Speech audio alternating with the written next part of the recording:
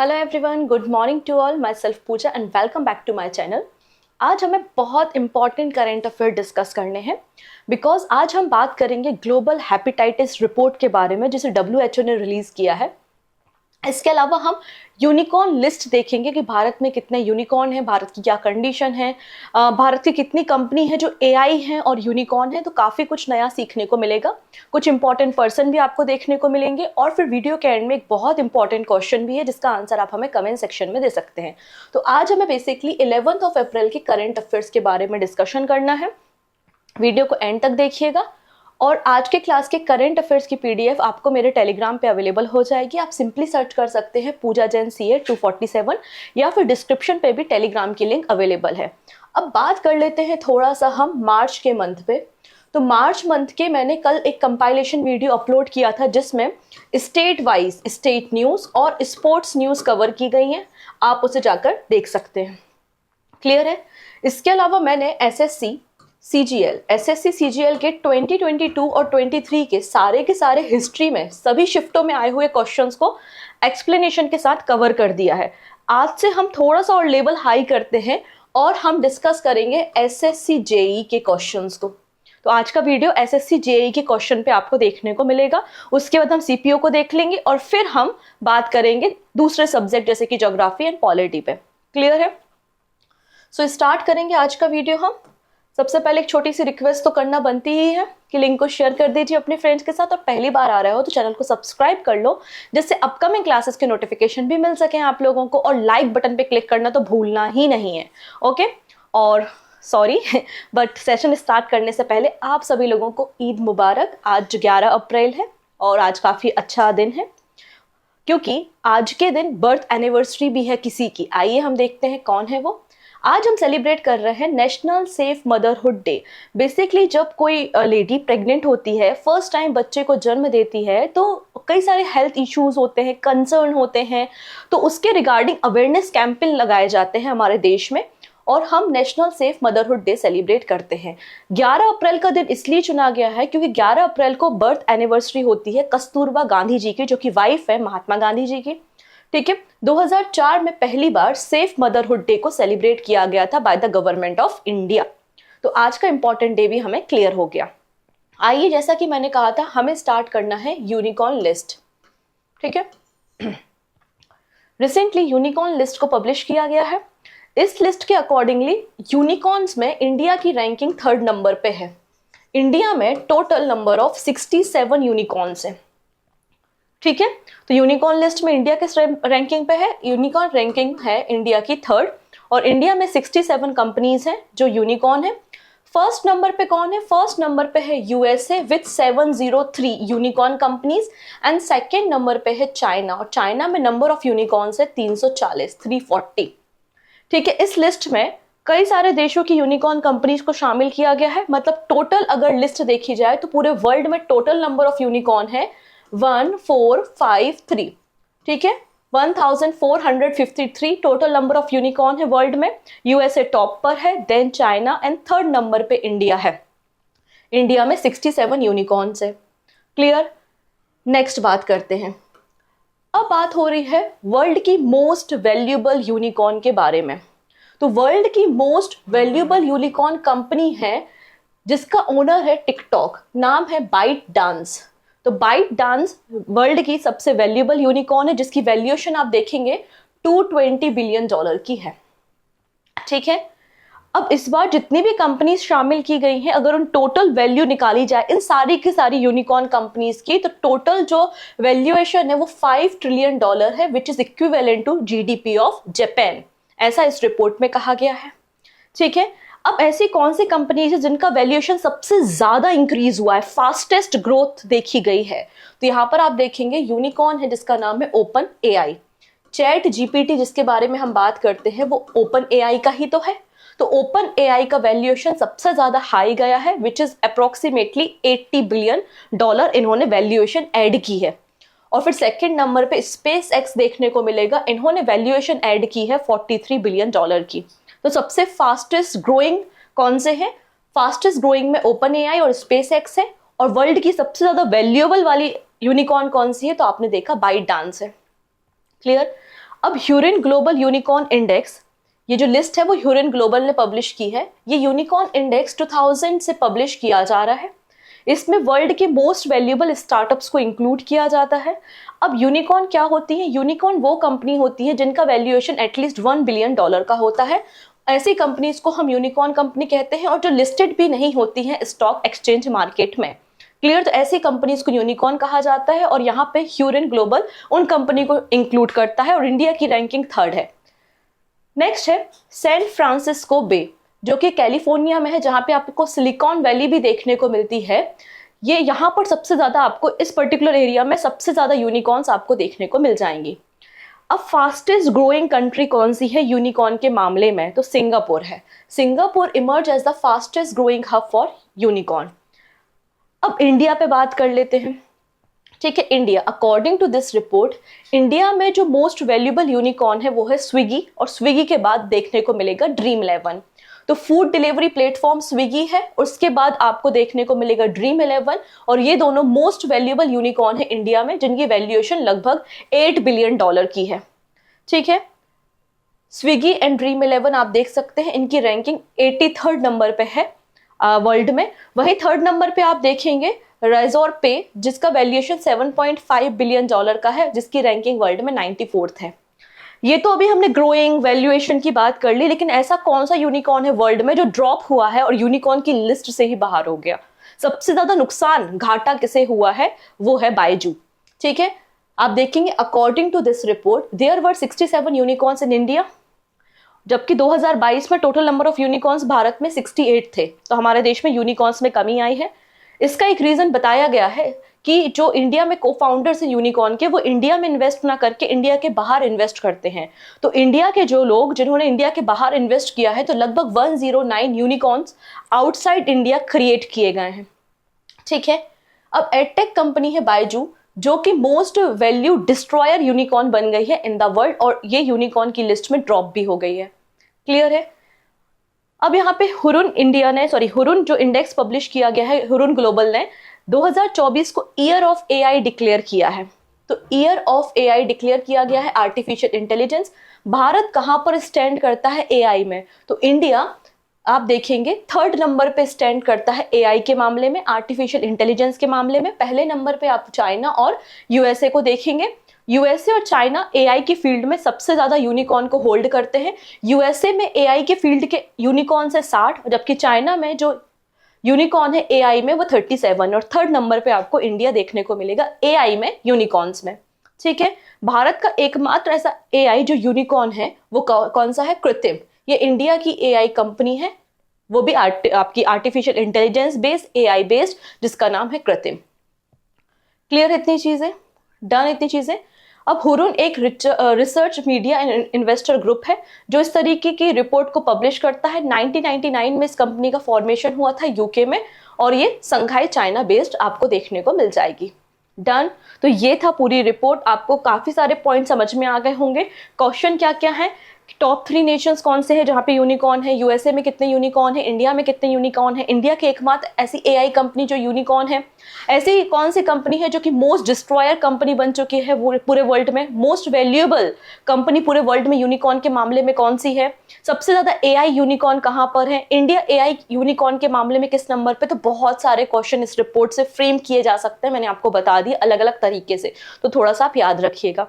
ठीक है, अगली रिपोर्ट पर डिस्कशन कर लेते हैं। Global hepatitis report 2024 which is released by WHO। World health organisation ने रिसेंटली ग्लोबल हेपेटाइटिस रिपोर्ट को रिलीज किया है, और इसमें बेसिकली हेपेटाइटिस बी और हेपेटाइटिस सी का क्या बर्डन है पूरे वर्ल्ड में और इंडिया में, इस रिपोर्ट पे बताया गया है। बेसिकली ये जो हेपेटाइटिस होता है ये 5 प्रकार का ABCDE होता है, लेकिन सबसे ज्यादा जो बर्डन है वो B and C का है। तो यहाँ पर रिपोर्ट में बेसिकली B और C पे ही कंसंट्रेट किया गया है। अब यहाँ पे बताया गया है कि इस वायरल हेपेटाइटिस के कारण हर साल कितने लोगों की डेथ होती है, और ये डेथ जो है वो इंक्रीज हुई है। पूरे वर्ल्ड की बात हो रही है। 2019 में पूरे वर्ल्ड में 1.1 मिलियन लोगों की डेथ हुई थी because of hepatitis B and C, लेकिन ये डेटा इंक्रीज हो चुका है और 2022 में लगभग 1.3 मिलियन लोगों की जानें गई हैं अकॉर्डिंग टू द WHO। ठीक है। पूरे वर्ल्ड में अकॉर्डिंग टू दिस रिपोर्ट अगर हम बात करते हैं इंडिया के बारे में, तो इंडिया में टोटल 2.9 करोड़ इंडियंस है जो कि इन्फेक्टेड है हेपेटाइटिस बी से, और 0.55 करोड़ लोग हैं जो हेपेटाइटिस सी से इन्फेक्टेड है। ठीक है, तो बी और सी पे ही फोकस बेसिकली यहाँ पर किया गया है। डन। ये रिपोर्ट कब रिलीज की गई? तो ये रिपोर्ट रिलीज की गई है जब वर्ल्ड हेपेटाइटिस समिट हो रहा था लिस्बन, पोर्चुगल में, पुर्तगाल में 9 से 11 अप्रैल के बीच में, और तभी इस रिपोर्ट को रिलीज किया गया। अब WHO ने अपना कोई एक टारगेट सेट किया है। क्या टारगेट है? कि हम हेपेटाइटिस को एलिमिनेट कर देंगे पूरे वर्ल्ड से बाय 2030। 2030 का टारगेट इन्होंने बताया है कि हम पूरे वर्ल्ड से हेपेटाइटिस के केसेस को खत्म कर देंगे। इस रिपोर्ट में यह कहा गया कि हेपेटाइटिस और टीबी दो बहुत बड़े रीजंस हैं बहुत सारे डेथ्स का आफ्टर द कोविड। अब death due to the viral hepatitis, जैसा कि मैंने बताया कि 1.3 मिलियन लोग लगभग 187 कंट्रीज में हैं जो कि हर साल डेथ होती है उनकी बिकॉज ऑफ दिस हेपेटाइटिस। ठीक है, बाकी आप डेटा तो देख ही सकते हैं। नेक्स्ट बात करते हैं फ्रेश इन्फेक्शन डिक्लाइन। अब जो नए केसेस हैं उनकी संख्या में कमी आई है। डेथ रेट इंक्रीज हुआ है डेफिनेटली, लेकिन जो नए केसेस हैं उनकी संख्या में कमी देखी गई है। 2022 में 2.22 million freshly infected cases hepatitis के देखने को मिले हैं, जो कि 2.5 मिलियन थे 2019 में, मतलब फ्रेश केसेस में कमी आई है। ठीक है, अब number of people infected world wide, पूरे वर्ल्ड में कितने ऐसे लोग हैं जो कि हेपेटाइटिस से इन्फेक्टेड हैं? तो पूरे वर्ल्ड में 304 मिलियन लोग ऐसे हैं जो कि हेपेटाइटिस के शिकार है, जिसमें हेपेटाइटिस बी और सी की संख्या सबसे ज्यादा है। लगभग 254 मिलियन लोग ऐसे हैं जो कि हेपेटाइटिस बी से इन्फेक्टेड है, और 50 मिलियन लोग ऐसे हैं जो हेपेटाइटिस सी से आपको देखने को मिलेंगे इन्फेक्टेड। इंडिया कहाँ है? तो इंडिया सेकेंड नंबर पे आता है। India second highest in the hepatitis B and C after China, ऐसा इसमें कहा गया है WHO की रिपोर्ट में। ठीक है, अब कौन सा एज ग्रुप है जो सबसे ज्यादा इन्फेक्टेड है? तो 30 से लेकर 54 ईयर्स, 30 साल से लेकर 54 साल के लोग सबसे ज्यादा इफेक्टेड हैं आपके हेपेटाइटिस से। क्लियर? और उसमें भी 58% कौन है? मेल है। मेंस कैटेगरी में ज्यादा हेपेटाइटिस के केसेस देखे गए विच इज 58%। अब एरिया के हिसाब से बात करेंगे तो वेस्ट अफ्रीका रीजन जो है वो नए केसेस के मामले में लीड कर रहा है। सबसे ज्यादा जो न्यू केसेस पाए गए हैं हेपेटाइटिस के वो वेस्ट अफ्रीका रीजन में पाए गए हैं, और सबसे ज्यादा जो डेथ हुई हैं बिकॉज ऑफ हेपेटाइटिस बी वो वेस्टर्न पैसिफिक रीजन में हुई हैं, लगभग 47%। ठीक है, अब बात करते हैं ओवरऑल ABCDE सारे के सारे केसेस को मिला लो तो ओवरऑल सबसे ज्यादा हेपेटाइटिस के केसेस कहां पर है इन द वर्ल्ड? तो हाईएस्ट नंबर पे है चाइना, और चाइना के बाद है हमारा प्यारा Bharat, India. China, India, Indonesia, Pakistan, niger, ये 5 देश आप याद रख सकते हैं जो कि हाईएस्ट है हेपेटाइटिस केसेस में इन द वर्ल्ड। अब यहाँ पे इन्होंने कैटेगरी भी बताई है कि बी में और सी में कौन कौन से हैं। तो हाईएस्ट केसेस हेपेटाइटिस बी के 50% बेसिकली जो केसेस है हेपेटाइटिस बी से इफेक्टेड है। चाइना सबसे ज्यादा है, देन इंडिया, इंडोनेशिया, वही रैंकिंग है जो पहले हमने देखी। अगर सी का मामला देखते हैं तो सी में भी चाइना, इंडिया और इंडोनेशिया ही आपको देखने को मिलेगा। ठीक है, अब इंडिया में अगर बात कर लेते हैं तो according to the WHO report around 50,000 new hepatitis B cases और 1.5 lakh new hepatitis C cases को यहाँ पर रिकॉर्ड किया गया है 2022 में। ठीक है, ये बात यहाँ पर मेंशन की गई है। हर साल 1.23 लाख लोग इंडिया में डेथ हो जाती है because of the hepatitis viral disease. Clear है इतनी चीजें? In India only 2.4% of hepatitis B cases and 28% of hepatitis C cases are diagnosed. तो यहाँ पे केवल इतने ही केसेस पाए गए हैं जिनकी चेकिंग होती है या डायग्नोस उनको समझ में आता है, अदरवाइज उनकी जान पहले ही चली जाती है, या कोई उतना अवेयर नहीं है तो वैक्सीनेशन का अभाव होने के कारण भी यहाँ पे जाने काफ़ी जाती हैं। क्योंकि यहाँ पर आप देखेंगे लोअर देन 0% ही ट्रीटमेंट कवर होता है हेपेटाइटिस बी में, जबकि हेपेटाइटिस सी का तो फिर भी 21% तक लोग इलाज करा लेते हैं। ठीक है, जैसा कि मैंने कहा कि 5 मेन यहाँ पर स्ट्रेंथ होते हैं ABCDE, और बी और सी सबसे ज्यादा यहाँ पे केसेस पाए जाते हैं पूरे वर्ल्ड में।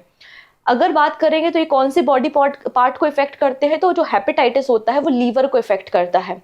अब हेपेटाइटिस बी कैसे होता है? तो इन्फेक्टेड मदर, अगर बच्चे का जन्म हुआ है तो इन्फेक्टेड मदर के कारण भी बच्चे को हेपेटाइटिस हो सकता है। फिर अगर बात करते एक पर्सन से दूसरे पर्सन में ब्लड का ट्रांसफर करने पर, या फिर यूज्ड सीरिंज को इस्तेमाल करने पर, इन सारे केसेस से इजीली अनसेफ जो ब्लड ट्रांसफ्यूजन होता है उन सभी जरियों से हेपेटाइटिस बी ट्रांसफर हो जाता है और सी बी ट्रांसफर हो जाता है। ये बात यहाँ पर बताई गई है। आई होप आपको ये दोनों रिपोर्ट क्लियर हो गई होंगी। अब हम कुछ क्वेश्चंस देखते हैं और फिर कुछ और न्यूज़ को डिस्कस करेंगे। क्वेश्चन में आपको नया नया इन्फॉर्मेशन, नया नया इनपुट भी मिलता जाएगा, तो क्वेश्चन के आंसर भी दीजिएगा और जो नए क्वेश्चन होंगे उनके आंसर मैं करते जाऊंगी, टेंशन मत लेना, ठीक है। पहला है, Who has been awarded an honorary fellowship by the American Surgical Association? तो कौन से ऐसे पर्सन है जिनको अमेरिकन सर्जिकल एसोसिएशन ने फेलोशिप दी है? हमने देखा था, याद करो, वही आरबीआई के गवर्नर के नाम पे जिनका नाम था Raghuram, doctor Raghuram. Option D is the right answer. Next, Which Indian shipyard company has signed the Master Shipyard Repair Agreement with the USA Navy to facilitate the repair of US naval vessel under the Military Sealift Command? Basically बात एक ही गई है, वो कौन सा shipyard company है जिसने एक एग्रीमेंट साइन किया है मास्टर शिपयार्ड रिपेयर एग्रीमेंट के साथ, जो कि यूएसए नेवल फोर्सेस की जो वेसल्स है, जो शिप है, उनको रिपेयर करेगी। तो हमारे देश में है कोचीन शिपयार्ड लिमिटेड, और कोचीन शिपयार्ड लिमिटेड ने एग्रीमेंट साइन किया है और वो यूएस नेवल फोर्सेस के वेसल्स को रिपेयर करने का काम करेगी। ऑप्शन डी यहाँ पे करेक्ट है। नेक्स्ट है सुमित नगाल, जिनके बारे में कल हमने डिस्कशन किया था, ठीक है। अगर हम बात करते हैं तो ये 42 ईयर्स के बाद पहले इंडियन बन गए हैं, ठीक है, जिन्होंने Monte Carlo master man draw में मैच में पार्टिसिपेट किया है। ये किस स्पोर्ट से एसोसिएटेड है? तो आंसर क्या हो जाएगा यहाँ पे? Option number A, tennis. चलिए, अभी नया क्वेश्चन हो सकता है आप लोगों के लिए। Which bank has raise $500 million from foreign market to fund overseas business growth? ऐसा कौन सा बैंक है जो अपनी ओवरसीज मतलब दूसरे देशों में अपनी ब्रांचेस बनाना चाहता है और अपने बिजनेस को ग्रोथ करने के लिए उसने मार्केट से $500 million का फंड रेज किया है? तो यहां पर उस बैंक का नाम है यूनियन बैंक ऑफ इंडिया, ठीक है। नेक्स्ट, अब यहां पे बोला गया है कि दिल्ली हाई कोर्ट ने एक कमेटी का फॉर्मेशन किया है for the protection of forest इन दिल्ली। उस कमेटी के हेड कौन है? तो हमने देखा था इसके बारे में, कौन थे? Justice Nazmi Waziri. Option B यहाँ पे करेक्ट है। ये क्वेश्चन हमने कल डिस्कस किया था, ऑप्शन बी। चलिए, ये क्वेश्चन का आंसर आप मुझे दे देंगे, मुझे लगता है। कौन सी वो नेवल शिप है जिसे on the spot unit citation award दिया गया है? ठीक है, क्योंकि इन्होंने एंटी पायरेसी ऑपरेशन को रन किया था। आंसर है INS शारदा। याद आया? INS शारदा को ये अवार्ड दिया है। इसने 19 लोगों को रेस्क्यू करने का काम किया था, सोमालियन पायरेट से क्रू मेंबर्स को बचाया था, ठीक है। ऑप्शन डी यहाँ पे करेक्ट है। द आइडिया ऑफ डेमोक्रेसी इस बुक के ऑथर कौन है? तो the idea of democracy book के ऑथर कौन मिल जाएंगे? सैम पित्रोदा आपको देखने को मिलेंगे। ऑप्शन बी यहाँ पे करेक्ट हो जाएगा, ठीक है। नेक्स्ट है, कल हम लोग ने एक सैटेलाइट के बारे में बात की थी जिसने टाटा ने स्पेस एक्स की मदद से लॉन्च किया है, फाल्कन 9 रॉकेट से, ठीक है। फ्लोरिडा आपने देखा होगा, वहां से TSAT-1A। तो ये कौन सा टाइप का सैटेलाइट है? तो पहली बार कोई प्राइवेट कंपनी है हमारे देश में जिसने अर्थ ऑब्जर्वेशन सैटेलाइट को लॉन्च किया है, जिसका नाम है TSAT-1A। तो ऑप्शन ए बिल्कुल करेक्ट है। इंपॉर्टेंट क्वेश्चन है, साइंस एंड टेक सेगमेंट से ये क्वेश्चन पूछा जा सकता है, ठीक है। नेक्स्ट, रिसेंटली वो कौन सी कंट्री है जिसने अपनी एक न्यू करेंसी जिग लॉन्च की है? याद आया? कल हमने डिस्कशन किया था, Zimbabwe. Option B is the right answer. चलिए, अब ये क्वेश्चन हो सकता है आप लोगों को आंसर ना बन पाए, मैं बता देती हूँ। Recently which organisation recommended imposing on anti dumping duty on sodium cyanide?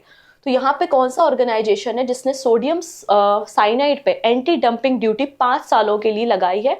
Answer हो जाएगा Directorate General of Trade Remedies, DGTR, ठीक है। ऑप्शन सी बिल्कुल करेक्ट हो जाएगा। अब सोडियम साइनाइड के बारे में बात करते हैं। इसका फॉर्मूला तो NaCN है, और हम जनरली जो सोडियम साइनाइड परचेस करते हैं वो चाइना, यूरोपियन यूनियन, जापान और कोरिया से करते हैं। इसका इस्तेमाल हम इंसेक्टिसाइड बनाने में करते हैं, मेटल एक्सट्रैक्शन में भी इसका इस्तेमाल किया जाता है, और यहाँ पे 5 सालों के लिए एंटी डंपिंग ड्यूटी इस पर लगाई गई है, ठीक है। एंटी डंपिंग ड्यूटी कब लगाई जाती है? जब कोई देश अपने देश में अपने देश में हुए ज़्यादा अमाउंट का जो अपने प्रोडक्ट बनाया है उसको कम दामों पे हमारे देश में बेचना शुरू कर दे और हमारे देश का मार्केट खराब कर दे। तो ऐसे केस में अपने देश के मार्केट को बचाने के लिए ऐसे प्रोडक्ट पे एंटी डंपिंग ड्यूटी लगाई जाती है। जैसे कि चाइना अगर कोई मोबाइल फ़ोन बहुत सस्ते दामों पर इंडिया के मार्केट में बेचेगा तो इंडिया के मैन्युफैक्चरिंग को लॉस होगी, इसलिए मोबाइल फ़ोन पे आप क्या कर दो, एंटी डंपिंग ड्यूटी लगा दो। इस तरीके से ये काम होता है। नेक्स्ट है, रिसेंटली 16 फाइनेंस कमीशन के फुल टाइम मेंबर किसे अपॉइंट किया गया है? इंपॉर्टेंट क्वेश्चन है, अगेन ये आंसर हो जाएगा मनोज पांडा। अब यहाँ पे अपॉइंटमेंट की बात हो रही है तो मैं आप लोगों के साथ एक और अपॉइंटमेंट डिस्कस कर लेती हूँ जो रिसेंटली हुई है। Air India appoints Jayaraj Shanmugam as global airport operation head. तो रिसेंटली एयर इंडिया ने जयराज सनमुगम को हेड बनाया है, ग्लोबल ऑपरेशनल हेड बनाया है एयरपोर्ट का, क्योंकि इनको 25 इयर्स का एक्सपीरियंस है। इन्होंने कई सारी एयरलाइंस कंपनीज में काम किया है।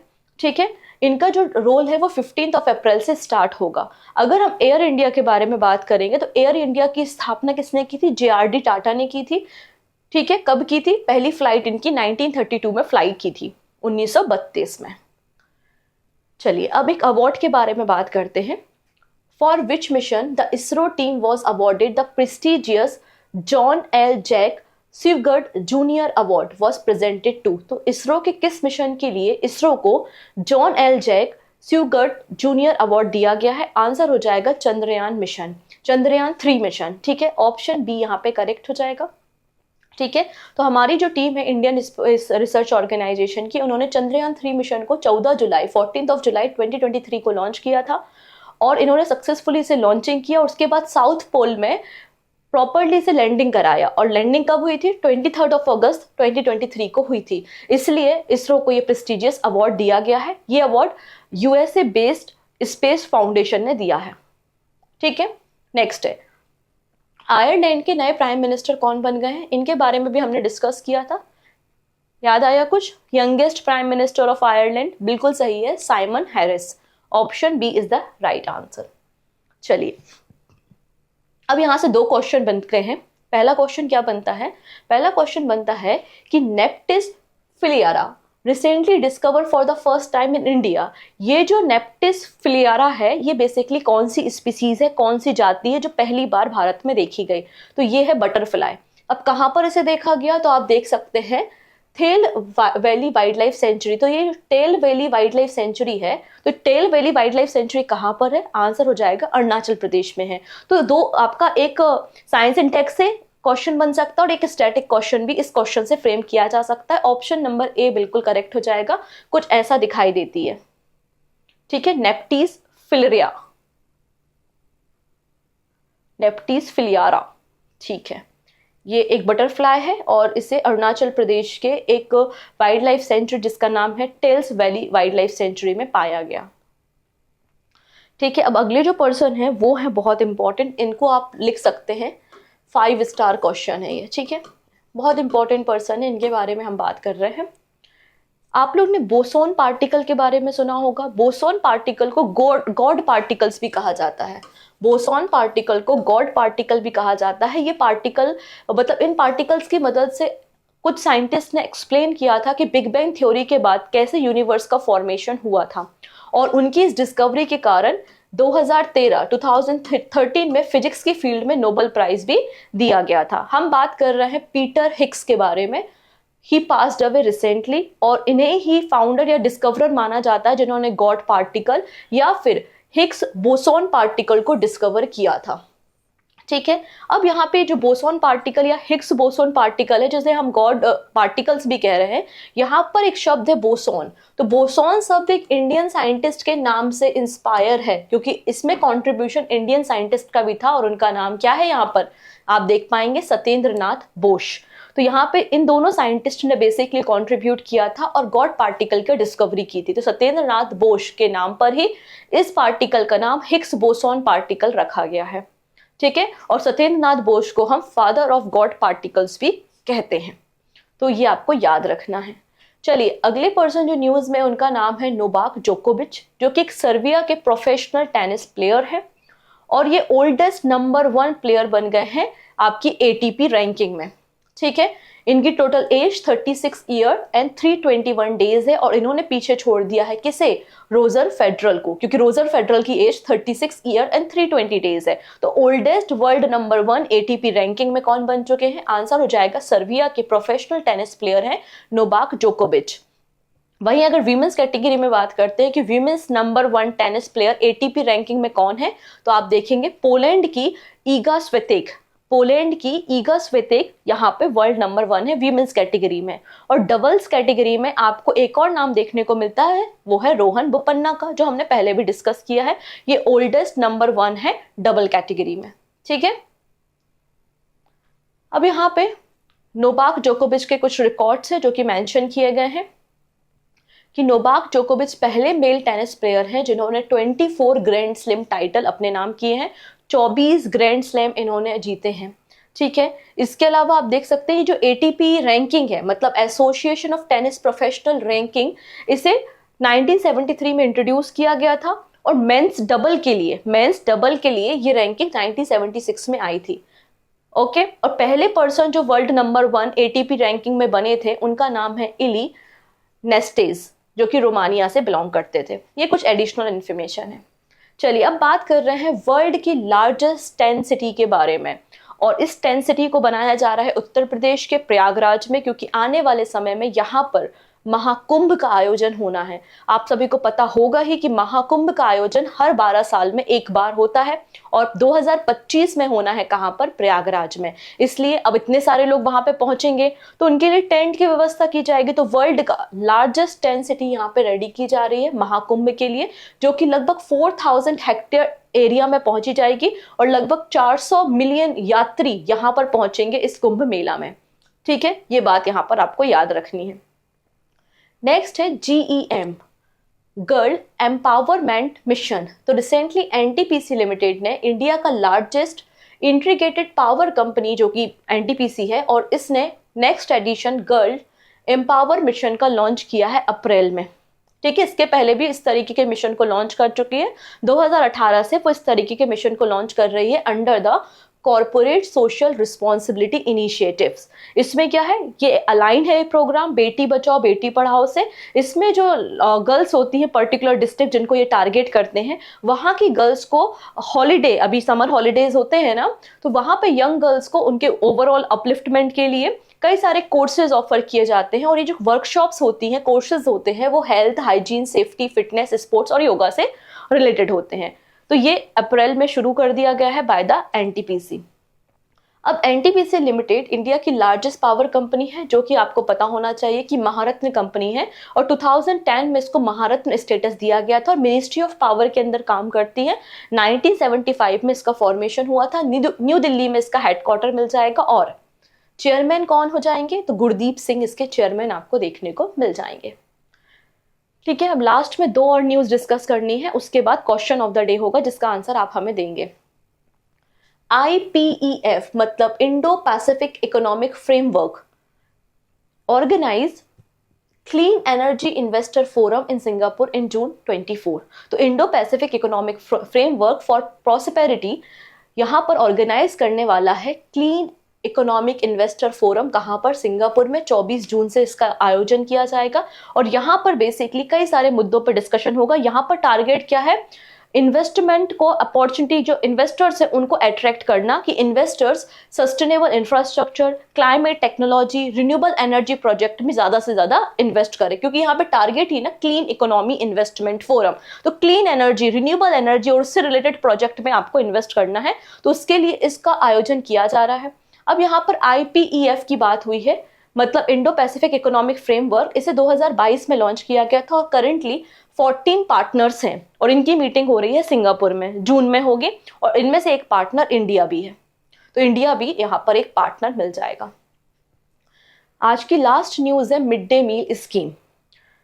बहुत ही पुरानी स्कीम है हमारे देश की मिड डे मील स्कीम। ठीक है, तो यहाँ पर इंडोनेशिया के प्रेसिडेंट हैं जिनका नाम है प्रबावो सुबियांतो, और उन्होंने जो उनका मैनिफेस्टो होता है, जैसे कि हमारे देश में भी घोषणा पत्र होता है ना, इलेक्शन से पहले जो पॉलिटिकल पार्टी है वो अपने मैनिफेस्टो को इशू करती है, अपना घोषणा पत्र जारी करती है कि अगर हम इलेक्शन जीते तो हम ये काम करेंगे। वैसे इन्होंने भी अपने मैनिफेस्टो में इंडिया के इस प्रोग्राम से इंस्पायर होकर मिड डे मील स्कीम को अपने मैनिफेस्टो में इंक्लूड कर दिया है। किसने? इंडोनेशिया के प्रेसिडेंट ने। क्लियर? अब कैसे इंप्लीमेंट करना है, क्या इश्यूज होते हैं, किस तरीके से आपको फूड की सप्लाई करनी है, तो पूरी व्यवस्था इनको समझनी पड़ेगी ना, जिसके कारण इंडोनेशियन डेलीगेशन ने विजिट किया इंडिया, जिनका उद्देश्य क्या था? To gather insights and knowledge to make their domestic midday meal plan a success. इनका काम क्या था? इनका मकसद ये है कि भारत में इनके डेलीगेशन ने विजिट किया, जिससे मिड डे मील को कैसे सक्सेसफुल बनाना है, किस तरीके से लॉजिस्टिक सप्लाई करनी है, इंप्लीमेंट कैसे करना है, क्या चैलेंजेस हैं, सेंट्रल और स्टेट गवर्नमेंट का क्या रोल है। तो ये सारे पैरामीटर को इन्होंने समझने के लिए अपने डेलीगेशन को भेजा था और मिड डे मील स्कीम को लॉन्च करने की बात की गई है इंडोनेशिया में। तो यहाँ पर बात हो गई है मिड डे मील स्कीम के बारे में और बेटी बचाओ बेटी पढ़ाओ के बारे में। ये दो स्कीम पर चर्चा हो चुकी है। तो आप मुझे बताएंगे कि बेटी बचाओ बेटी पढ़ाओ स्कीम और मिड डे मील स्कीम को गवर्नमेंट ऑफ इंडिया ने कब लॉन्च किया था, और ये मिड डे मील स्कीम का क्वेश्चन रिसेंटली एमपीपीएससी में भी पूछा गया था। तो यही है आपका क्वेश्चन ऑफ द डे और इन दोनों क्वेश्चंस के आंसर आप हमें कमेंट सेक्शन में देंगे। तो आई होप आपको समझ में आया होगा आज का करंट अफेयर्स, काफी इंटरेस्टिंग था ना। तो बिल्कुल, अब हम मिलते हैं नेक्स्ट वीडियो में ऐसे ही कुछ नए करंट अफेयर्स के साथ। जाते जाते लिंक को शेयर करके जाएंगे, पहली बार आ रहे हो तो सब्सक्राइब कर लेना। So take care.